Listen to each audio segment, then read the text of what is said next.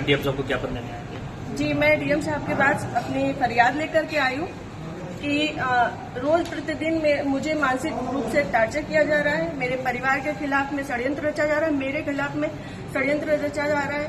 और ये षड्यंत्र के सूत्रधार जो है वो आदरणीय हमारे पूर्व सांसद सुब्रत पाठक जी, जिन्होंने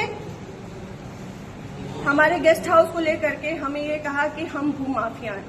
मैं आप सब लोगों को ये बात को अवगत करा देती हूँ कि हमारी जितनी भी जमीनें हैं 35-40 बीघे से ज्यादा जमीन नहीं, और जिसमें हम मेरे खुद के नाम पे सिर्फ 3 बीघे जमीन है। और 3 बीघे जमीन वाली महिला कैसे भूमाफिया हो सकती है? और 35-40 बीघे की जमीन में हम मेरे ससुर साहब, मेरी सासू माँ, मेरे हस्बैंड और मेरे देवर देवरानी 6 लोग आते हैं।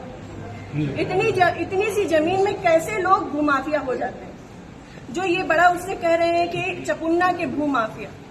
और रही बात मेरे गेस्ट हाउस की, राधा रानी गेस्ट हाउस की, तो आज इन्हें ये पर लग रहा है कि वो हमने सरकारी भूमि में बनाया है, अवैध जमीन पे कब्जा किया है। तब क्यों नहीं लग रहा था जब 5 साल से उसी में दावतें खा रहे थे, भारतीय जनता पार्टी की मीटिंगें कर रहे थे, हमारा पैसा खर्च करवा रहे थे, रोज मीटिंगें हो रही थी, तब क्यों नहीं ये आपको लग रहा था? आप पूर्व सांसद के ऊपर एक आरोप लगा रहे हैं। बिल्कुल, आप भी बीजेपी के कार्यकर्ता? मैं बीजेपी की कार्यकर्ता हूँ और बीजेपी में ही काम करती हूँ शुरू से लेके लास्ट तक। जब तक मेरा जीवन मुझे अलाउ करेगा, जब तक ये कन्नौज के नेता मुझे सहज भारतीय जनता पार्टी में रहने देंगे, तब तक मैं भारतीय जनता पार्टी की ही सदस्य हूँ। पार्टी में आपने इसकी उच्च पद पे लोगों से शिकायत की है? मैंने ये इस विषय के बारे में यहाँ से लेकर प्रदेश अध्यक्ष तक को सबको सारी बातें पता है, और आज से नहीं पता है, ये पिछले 2 सालों से पता है। मेरे पिताजी, मेरे ससुर साहब, मेरे हस्बैंड, हम सब लोगों के लिए हत्या तक का मतलब षड्यंत्र रचा जा चुका है, और विगत के चुनाव के निर्णय के बाद ही रचा गया। पिछली 4 जून को रिजल्ट आया है, पिछली 3 जून को ये हमारे गांव गए थे।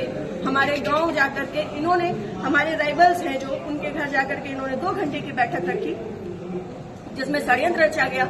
और उसके बाद ही उसी दिन इनके एक प्रमुख कार्यकर्ता कहिए, चमचे कहिए, कुछ भी कहिए, वो जीतू त्रिपाठी, उन्होंने मेरे ससुर साहब को फोन किया, जिसकी मैं रिकॉर्डिंग आप सबको भेजूंगी और चाहूंगी कि मीडिया में आप चलाएं।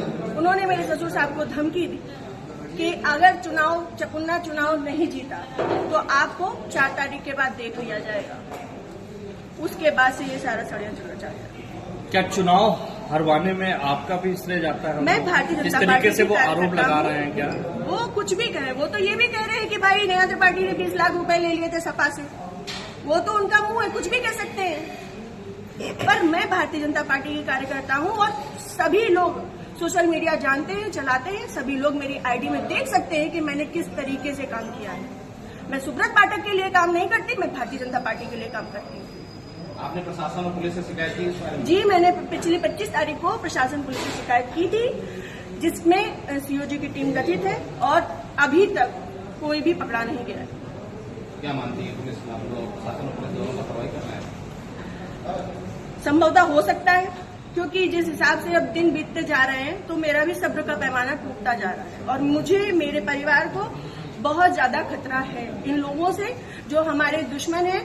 क्योंकि सुब्रत पाठक जी ने, हमारे जो राइवल्स हैं, सभी आजीवन कारावास के मुजरिम हैं। सभी आजीवन कारावास के मुजरिम हैं। मैंने इसमें लिख के भी दिया है, संदीप तिवारी, प्रदीप तिवारी, मनोज अग्निहोत्री, ये बलात्कारी केस पे और आजीवन कारावास, गैंगस्टर, इन पे सब तरीके की धाराएं लग चुकी हैं इनमें, ऐसे लोगों के साथ में। और जिसको इन्होंने हम लोगों की सुपारी दी है, अखिलेश यादव उर्फ छक्की, वो इनकी, हाँ, यहाँ ठटिया का ही निवासी है, गांव झहुआ है उसका।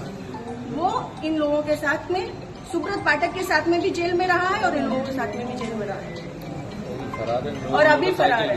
और इन लोगों की मोटरसाइकिल भी उनके पास है, अभी तक वो भी बरामद नहीं हुई।